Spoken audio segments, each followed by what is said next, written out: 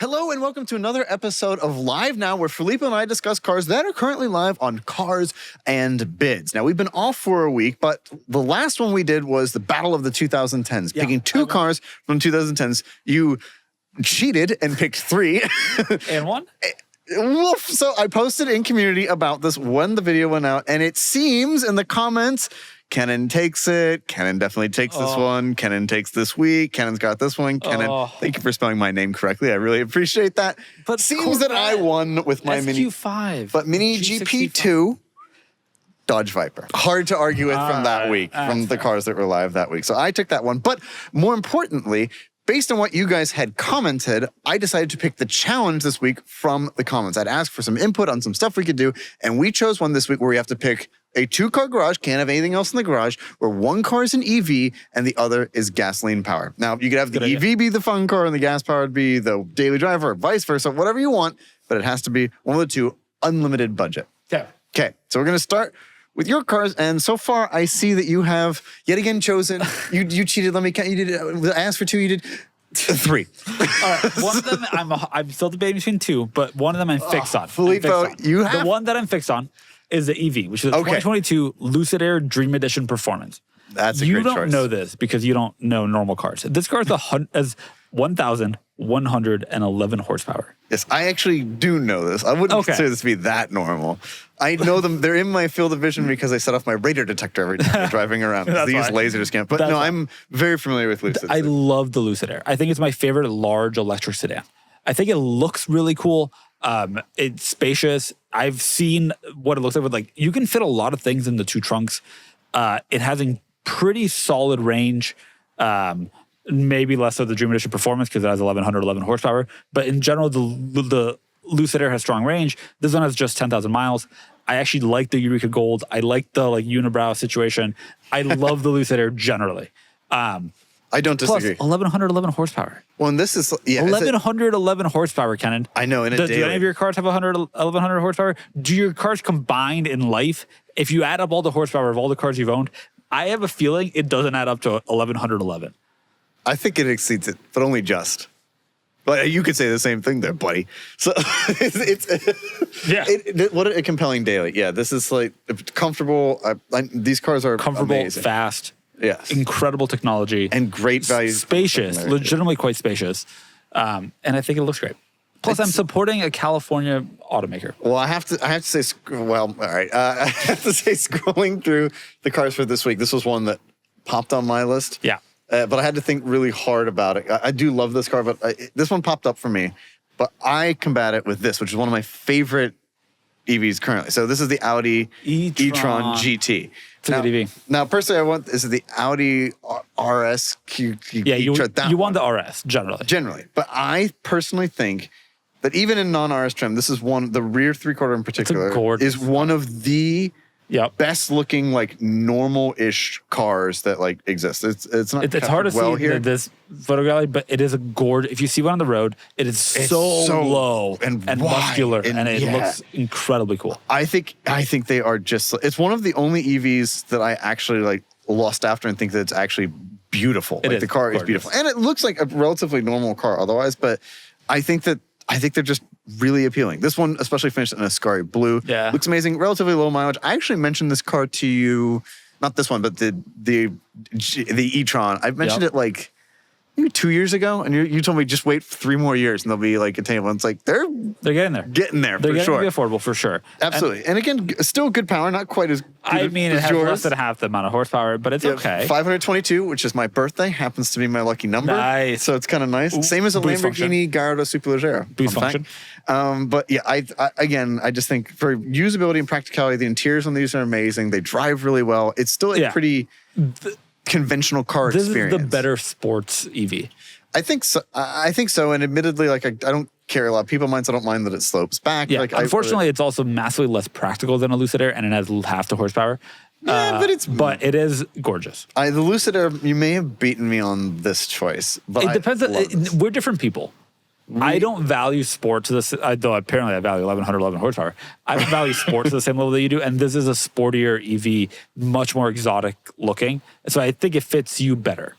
Maybe. I think the Lucid Air is better as a vehicle for me. That's okay. It might also We can be a disagree. better value depreciated. Yeah. these are, No, I although think these they're are about the same. quite appealing. What is your sporty car? Your sports car? To pair with this, I wanted something that's more frenetic. Yeah. And so I chose this 458 Italia. Gorgeous. The 458 to me is one of the most compelling, maybe the most compelling modern Ferrari. I think it was the F12 Baronetta and this. And it's reflected in their values. 458s have held strong. They have. I think it's because it's a cultural, like it's in the cultural zeitgeist. What kind of Ferrari? 458. Like, What kind of Ferrari? 458. Yes, people know this car. Like they know the 458. The 458. And rightfully so, is a brilliant car to drive. NA V8, of course. I love the styling, always have. It was the last like revolution in Ferrari styling. They used to do that. It was like 308, 328, looked very similar, but then 348, dramatic departure. 355 come along, similar to 348, 360, dramatic departure. Every second generation Ferrari did a dramatic departure. This is the last time because even the cars currently derived from this design. This still feels like modern Ferrari in a way that this car is 14 years old. It doesn't look it. No, not at all. And still dual clutch transmission, still fast as hell. They're pretty well made cars. They do tend to hold up. And this one, Rosso Corso over beige, it's not a heavily optioned car, but that's okay. The 458 is just... That's maybe preferable in a lot of ways. Yes. And it just is like, it's the quintessence of a modern Ferrari. Like it's what they are these days. And in my opinion, it still gives you enough of the analog specialness with that crazy high revving naturally aspirated. It still feels raw, despite being it's not sanitized at all. No. But despite being a new modern Ferrari, it still feels. Well, yeah, despite being automatic only, and despite all the evolution that came throughout the line with this car, compared to its successor, the 488. Way rather have this, to be honest, compared to the F8. I'd rather have a really nice 458. I would too. And the market kind of agrees based on the numbers. So this one, I think those two, I'm just satisfied with those two. That's a good two-car solution. Also, red and blue, which is nice. Yes. I am debating. I will choose one. But I'm debating. So Let me just say what I'm debating between. I basically need to decide it. Do I need a practical second car? The Lucid is practical. But the range is only, for a Dreamer first edition, I don't know, 400 something miles. What if I take a long road trip with my family? Do I need a 603 horsepower station wagon and an E63 AMG? Or do I want a sports car? Let me ask you a question. And also, how bad would Vegas yellow and the Lucid Air Sapphire color look next to each other? So you're debating between this R8. This R8, which is an incredible car. Awesome. Love Vegas yellow. Love the second gen R8. I do too. They drive really well. And this one's the rear wheel drive version. Because they offered an all wheel drive, obviously. And then they eventually became offered. But do I like Vegas yellow next to Eureka Gold? If you want to live in Arizona, you blend right in into the desert. But it would be a bold. Or do I want an E63 AMG wagon? Oh, Filippo. Let me think if the Lucid Air is practical enough.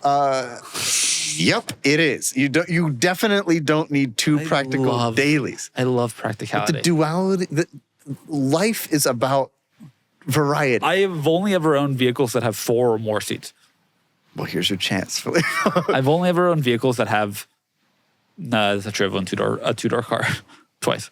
Oh, that's a lie. I own a Miata. What am I thinking? All right. Yes. All right. Okay. All right. You have to pick. Are you going to choose fun in Vegas yellow, or are you going to choose Filippo and E63 white? That's the question. Do I choose fun? Do I choose Filippo? It's a hypothetical. Also. The hypothetical. For the hypothetical, I'm going outside of myself, and I'm choosing the R8. I thought you were gonna say I'm going outside of myself. Just kidding. It's almost April Fool's. It was April Fool's yesterday. Right. No. I'm choosing the R8. So you're choosing the R8. So you choose the Lucid Air. You choose. I love how the R8 looks. The first gen R8, I have one behind me right now, looks incredible. I think the second gen R8 looks even better. Really? Yeah. Even better? Yeah. I think it looks very good. The first it's like a little bit less roundy, and I like that. But I don't know. You can agree to disagree, but I don't know. I think it looks incredible. I legitimately have always loved how the second gen R8 looks. It's a perfect iteration on the first gen R8.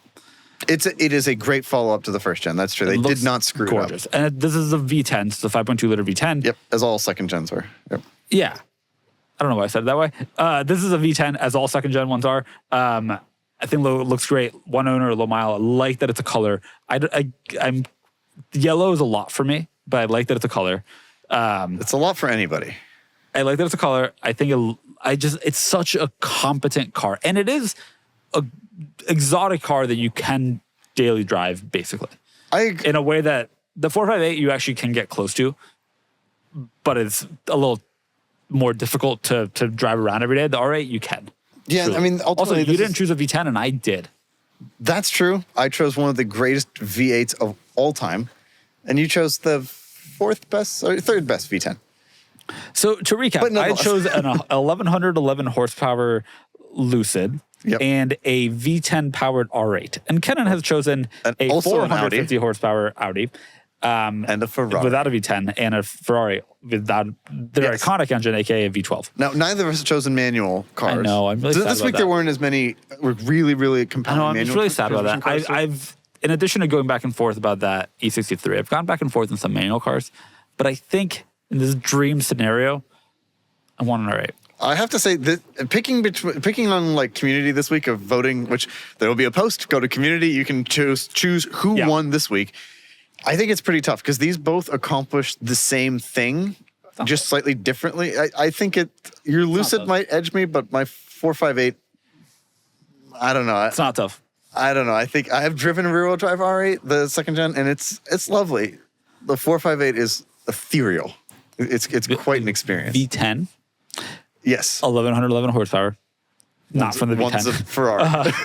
And one's a Ferrari. And if you love Ferrari to the extent that Kennan loves Ferrari, you'll agree with him. If you are a more rational human who cares about how each individual car is, I think will choose the R8. Well, therefore, choose Filippo. Well, we will find out. But those are our choices for this week. Let us know Can I go back to the E63? You won't, no, we're over it. We passed. You can't choose another third car. You can't keep cheating like this. We can't go on this way. But thank you all so much for watching this week. Let us know who you thought won, and we will talk to you in the next episode. It was me. I won. It was me. Goodbye.